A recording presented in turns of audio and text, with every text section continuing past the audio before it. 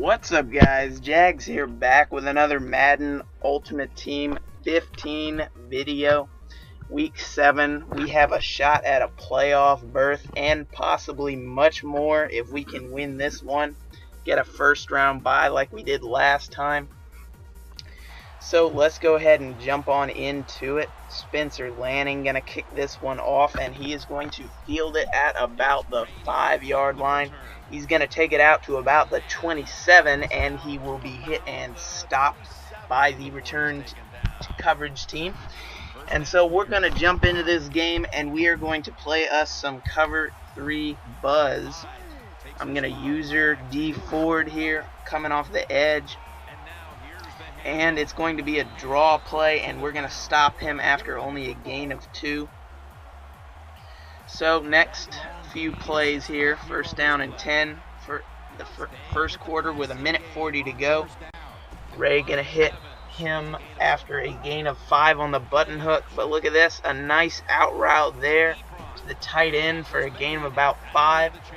I got to be careful with those out routes this year. It's a lot harder to defend them just calling plays like cover 3. You don't get those purple corner zones as much, as he finds a tight end wide open streaking across the middle. It's a lot harder to play defense this year. It seems like the cutting system does not work as well, and as you can see there, he hits the tight end on an easy play in the back of the end zone or towards the middle of the end zone. And he's going to kick this extra point to make it a 1-possession game. I'm going to need to respond here. I'm definitely pretty happy with the way my offense has been coming out. I really don't think that I need much of a replacement for Manziel. He's been playing pretty darn well. As you can see here, he keeps it on the read option, runs into Jeff Demps, and that might have been a lot more if it wasn't for Demps getting in his way. But anyway, we're going to run some hurry up before the end of the first quarter. I'm going to drop back and try to hit Jeff Demps. That one could have gone for a pretty good amount of yardage if he had hung on, but he did not. Some butterfingers there, but we are going to come back the next play and nearly get picked off there. That was not the most well-advised pass there. But now it is 3rd down and 10, and we are going to run vertical Y shake here. One of my favorite plays, definitely. If you don't have this play in your playbook, you are missing out because the tight end gets wide open. And as you can see there, Ebron makes a nice catch there on the sideline, getting 2 feet down. So it's 1st down. I'm at my own 47-yard line. I'm going to come back in verticals again. And this time we're going to drop back, and we are actually going to hit Mike Evans. That is one of the longest pass plays I've ever had thus far, and an absolute dime there by Manziel. Just couldn't have placed that any better. I could not have walked down the field and placed that any better to Mike Evans there on that streak route, just like old times in college. Of course, they both went to A&M. And they're going to run a play action, and they're going to try and get me back, but Sherman makes the nice pick there. A user by me, mostly the CPU though. He tries to fight to stay up and get some extra yardage, and I can definitely feel the momentum of this game turning. I was a little bit concerned at the beginning of the game because he scored so easily on me, but not so much that time. Right here, Demps just gets laid out. He is a little bit too small to be running in between the tackles like that. I remember his days in Florida. If you literally breathed on the guy, he'd fall over. Anyway, it's 4th down and 8 now, and we're going to see what we can do about this one.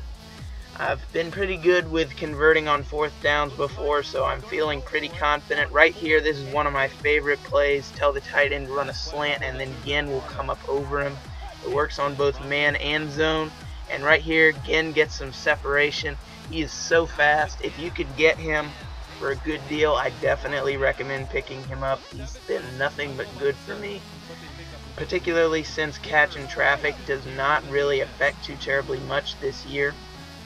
Right here, 1st down and 10. I have absolutely no one open. I'm going to see if I can't elude somebody here, but I will get sacked.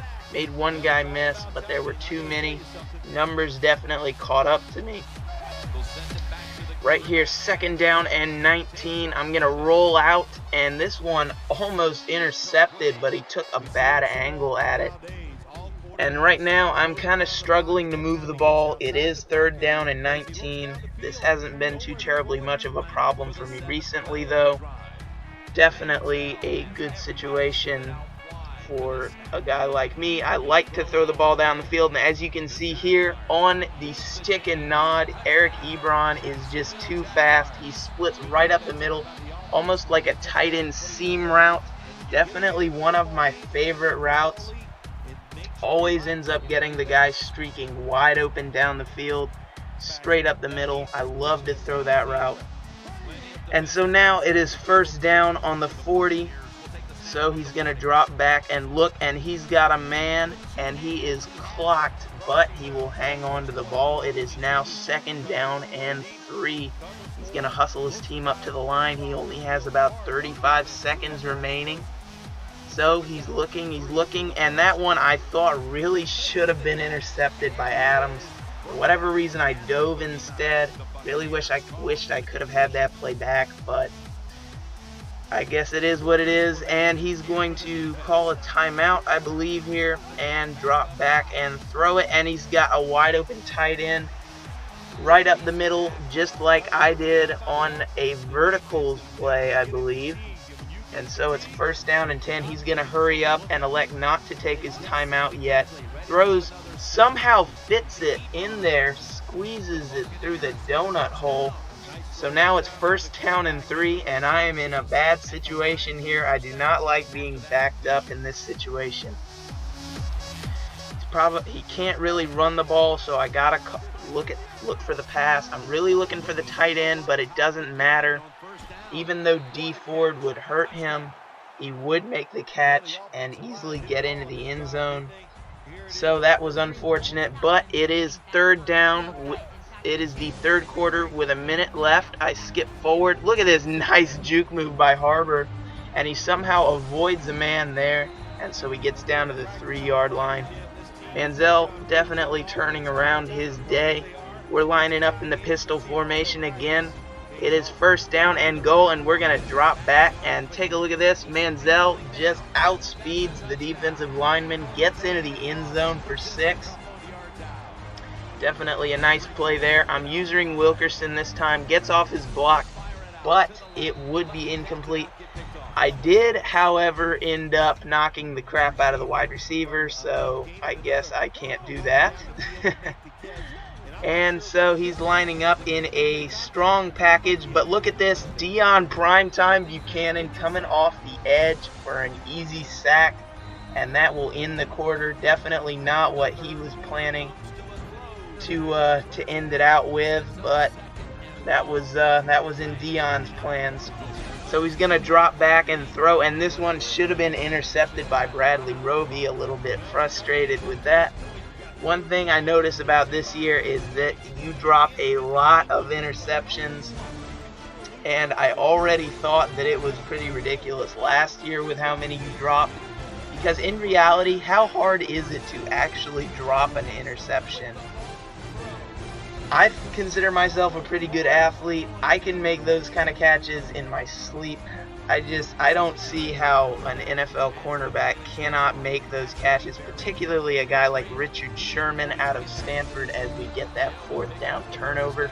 Particularly like a guy, you know, kind of like Richard Sherman out of Stanford, who actually played wide receiver there. He's dropping interceptions, and that's pretty unrealistic. But anyway, guys, we're going to end this game, easily ending it out with a touchdown to Eric Ebron. Of course, here he's just going to try to throw this one up, and he does. Tremont Williams, though, makes a nice interception. Anyway, guys, I hope you enjoyed this video. Like and subscribe for more. Leave a comment. Let me know what you'd like to see. As always, guys, I'll see you in the next video. It seems like a blessing, but it's also a curse when I'm deep in depression. That's the time that it works. My best material is written when everything's pivotal. Each thought is critical. It's like the tears from my eyes rains on the pain and becomes a lubrication for the thought.